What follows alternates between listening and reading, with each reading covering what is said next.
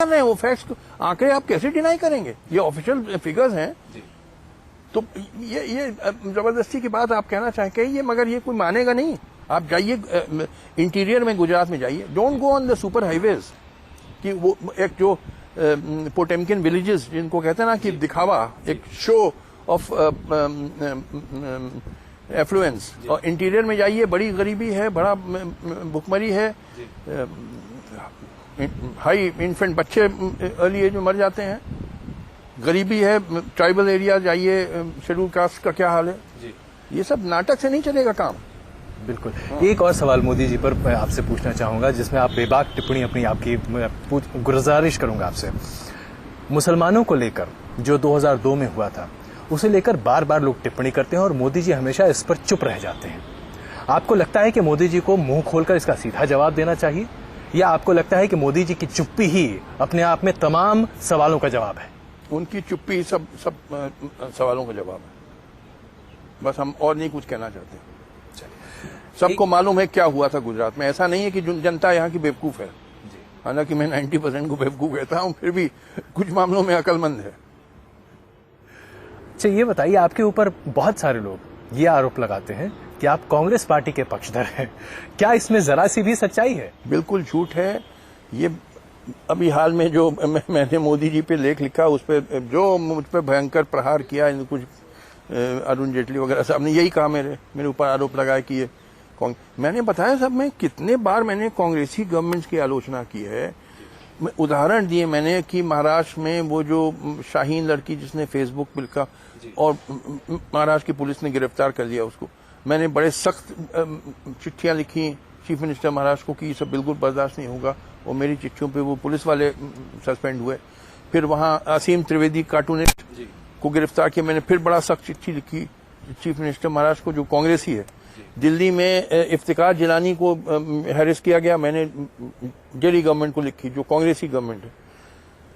हिमाचल में chief minister Virbhadra Singh साहब ने एक बार कहा कि वो मीडिया वाले का कैमरा तोड़ देंगे, मैंने सख्त इतराज किया। तो मैं जहां जो कोई गलत काम हो रहा है, particularly freedom of press violate हो रही है, तो उसके खिलाफ मैंने आवाज उठाई है। अब ये कहना, अच्छा उसमें कुछ नॉन कांग्रेस गवर्नमेंट भी है, कांग्रेस गवर्नमेंट भी नॉन, तो ये कहना कि सिर्फ मैं नॉन कांग्रेस गवर्नमेंट की आलोचना करता हूं, ये गलत है।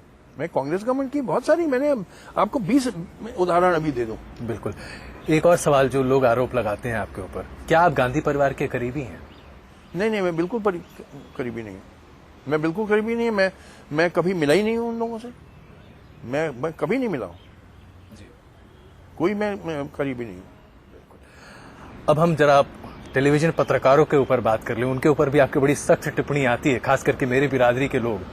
आप कहते हैं कि शायद टेलीविजन में बहुत सारे ऐसे पत्रकार हैं जिनको ज्ञान नहीं है, जो अज्ञान पूर्वक सवाल आपसे पूछते हैं या अज्ञानता पूर्वक चीजों को करते हैं। आप इतने नाराज क्यों रहते हैं टीवी पत्रकारों से?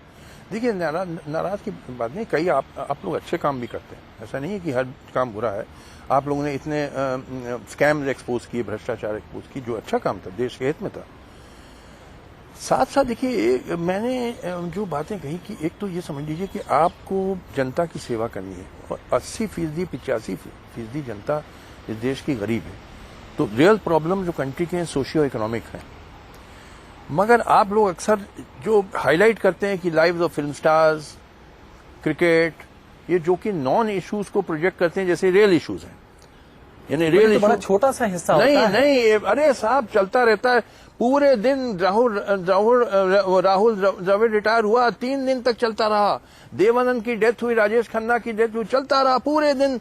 अरे यानी मेन असल मुद्दे हिंदुस्तान के गरीबी नहीं है, भुखमरी नहीं है, बेरोजगारी नहीं है, लोगों को दवा नहीं मिलता, हेल्थ केयर, ये नहीं है। रियल इशू है कि ऐश्वर्या बच्चन को लड़की होगी कि लड़का होगा बच्चा, करीना कपूर का अफेयर किससे चल रहा है, ये रियल इशू है। ये लेकिन लोग देखते हैं। आप लोग गुमराह करते हैं जनता को। आप लोग साहब, लोग देखते भी तो है ना। देखते इसलिए हैं कि लोगों का मेंटल लेवल बहुत लो है। देखिए, अब देखिए, ये बड़ा अच्छा सवाल पूछा, इसका जवाब सुनिए। 90% लोगों का मेंटल लेवल बड़ा low. I don't blame them, education नहीं है, कास्टिज्म है, वेरियस फैक्टर्स, उसके हिस्टोरिकल फैक्टर्स है। अब मीडिया क्या उस लो मेंटल लेवल पे जाके उसको परपेचुएट करेगी, या मीडिया उस लोग आम जनता के मेंटल लेवल को अपलिफ्ट करेगी? ये बड़ा इंपॉर्टेंट क्वेश्चन हो जाता है। अगर आपका एम है पैसा कमाना, सिर्फ पैसा कमाना, तो आप उस लो मेंटल लेवल पे चले जाएंगे। वहां आप एस्ट्रोलॉजी दिखा रहे हैं अपने अपने टेलीविजन, क्योंकि लोगों को 90% लोग बिलीव करते हैं एस्ट्रोलॉजी में, जो बिल्कुल नॉनसेंस है। इट इज हम्बग, बिल्कुल अनसाइंटिफिक सुपरस्टिशन, मगर 90% लोग बिलीव करते हैं। तो आप वो दिखाएंगे ताकि उससे पैसा, टीआरपी रेटिंग मिलेगी आपको। तो आपको बस एम है कि पैसा कमाना, जनता का हित आपका एम नहीं है। तो लिहाजा ये गलत चीज है। जैसे यूरोप का जो मीडिया काजू साहब, इसमें लेकिन एक डिस्टिंक्शन है ना, बहुत सारे ऐसे नेटवर्क्स हैं, बहुत सारे टेलीविजन चैनल्स हैं जो बहुत अच्छा काम करते हैं, हाँ, करते जो हैं। लगातार उस तरह की अच्छी चीजों को दिखाते हैं। तो ये डिस्टिंक्शन तो हमें मेंटेन करना पड़ेगा। मैंने हमेशा से मैं कहता आया हूँ कि सारे मीडिया गलत नहीं और सारे पत्रकार गलत नहीं। मैं कई जर्नलिस्ट की मैंने नाम लेके, पी साईनाथ की नाम लेके मैंने तारीफ करी। His name should be written in letters of gold in the history of journalism. जो वो उसने फार्मर्स सुसाइड एक्सपोज किया जाके, हैं एग्रीकल्चरल प्रॉब्लम लिखे, गांव गांव जाता है। Many of you people are great people. मगर मैंने कहा क्या कि आप लोग हनुमान जैसे हैं।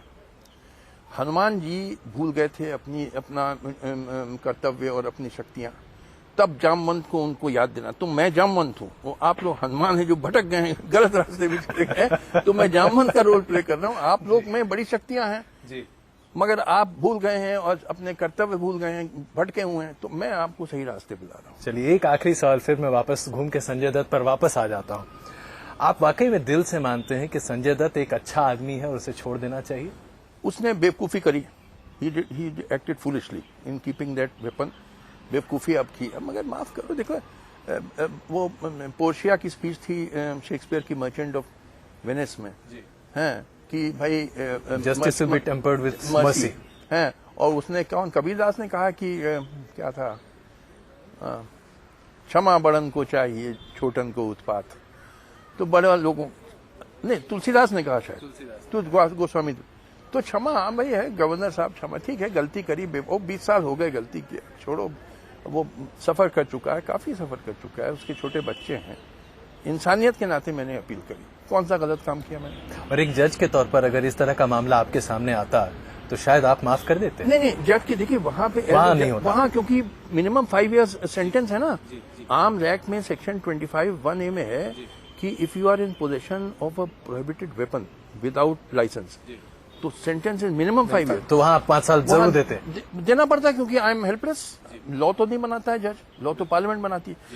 तो सुप्रीम कोर्ट का इसीलिए जजमेंट को मैं चैलेंज नहीं कर रहा हूं, मगर मैं कह रहा हूं वो जुडिशियल प्रोसेस के अलावा एक ये executive process of granting pardon और रिड्यूसिंग सेंटेंस है, उसमें इवन बिलो मिनिमम सेंटेंस दे सकते हैं, उसमें वो रिस्ट्रिक्शन नहीं है। जी बिल्कुल। काजू साहब, बहुत बहुत धन्यवाद न्यूज नेशन से बात करने के लिए।